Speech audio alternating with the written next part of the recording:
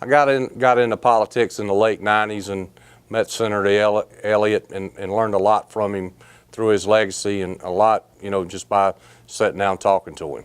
Well, I think one thing that set Dick apart from a lot of other people is he understood rural South Carolina, kind of growing up hard and making things on his own. So he knew how his constituents worked and how they thought, and I think that was an important part of why he was so successful. They're a very close family. Of course, I'm real close to Rick.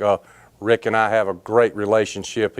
He's done my family a lot of good. He's helped both my sons that's been able to work there, and through his leadership, they've been able to expand their roles as they get older. I think one of the key ingredients, and it's kind of ironic sitting here in the office, we can't see it from here, but the Dillon Middle School, Senator Elliott played a big part in that, helping us pass get a referendum on the ballot for a sales tax to generate funds to build a new middle school, and we're happy that we have that now. And not only in Dillon, we were able to do some building in Lakeview and in Latta, and we appreciate what he's done here. Senator Elliott, he's kind of like me from the old school. We face-to-face politics. A lot of these people are sending out all these flyers and all these TV commercials, and he's pretty much a hands-on person like I am. Not a lot of people was going to outwork Senator Elliott. Well, #1 in constituent service. I remember when I first got elected, he said, "Coach," he said, if you don't do anything, make sure you always contact your constituents, always call them back, always respond to their needs. And if you'll do that, you'll be able to be there a long time.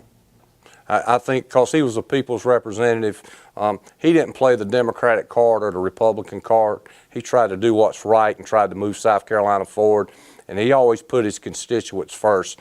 There wasn't any base out there that was going to push him one way or the other. He was kind of a middle-of-the-road guy that tried to do things the right way. He always had this fish fry down in Floydale. It was a political gathering where we could bring people from around the county, and one of the last times that he had it, and of course, one good thing about him, whether he had a function or whatever, he always invited the other members of the delegation. I think that was real important. But he said, "It's a good thing I'm about through with politics, Coach." He says, "They eat so many fish now, I don't know if they got enough of them at the beach for me to feed them with." Both my sons, Zach and Schuler, both work for Elliott Realty. They've been working there since they've been in college. Rick's able to provide leadership opportunities for them to go out and see really what's going on in the real world. And the thing that's so ironic about that is living in rural South Carolina and dealing with people from other states all the time, it gives them a different perspective of what's going on out there. But Rick's a great guy. He's real personable. I think he and Dick make a great 1-2 punch, and I can't thank them enough for what they've done for Senate District 28 and what they've done for my family and myself personally. I'd just like to say, Senator Elliott, thank you for your service, not only to this state, but most importantly, Dillon County. I think we move forward under your leadership. I wish you Godspeed and good luck. And Rick and Miss Ann and the rest of the family, thank you for the opportunity of letting us have Dick be a senator. He has made an impact on a lot of lives in South Carolina.